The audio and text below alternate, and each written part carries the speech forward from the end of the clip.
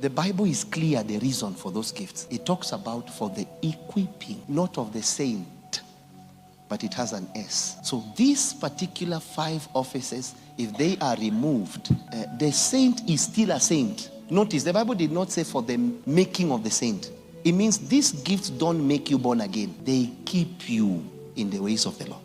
They mature you in your salvation. Best word. They don't make you born again, but they mature you in the salvation that came. Because you know, no gift make you born again. Because Revelation captures how people are born again. And it's very clear. Behold, I stand at the door. It's not the pastor that made you born again. It's Jesus that had already stood at your door for you now to hear the pastor. Behold, I stand at the door and knock. That's salvation. If any man hears, let him open. So you see, he already came, and then you began to hear. Faith cometh by. You heard the pastor. You heard the apostle. You heard a dream. But you see, he had already come to the door. So no gift brings God. God is visible by his decision, not by a calling. He decides you will be born again. And that's why you notice, if God does not want you born again, no matter how many chapters, how many gospel, how many apostles comes, you will not be born again. Because it's not the gift that makes salvation.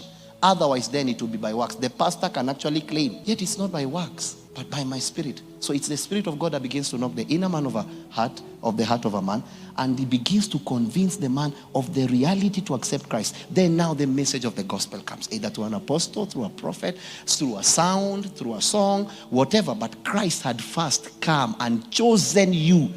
To him, to they that he did what? He called, he had also done what? Predestined. So it is on that predestination aspect that now the calling appears. You see the difference?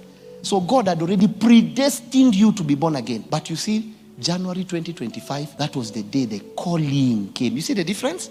But the predestination is that you be born again. Now let me make a dangerous statement. None have I lost except the son of perdition. There are those God did not predestine their salvation. Ye now are of your father the devil. So blessed are you. You know, when you think about those things, they shock me. They make me cry. Just imagine God was making me and he did not predestine me. There is no... Now, someone will say, so why preach? Because it's not you that predestined. You don't know. So you preach the gospel. You cannot know. It's not you that predestined them. So I cannot know who's supposed to be born again. All I can do is to teach in hope that someone listening somewhere will receive the gospel.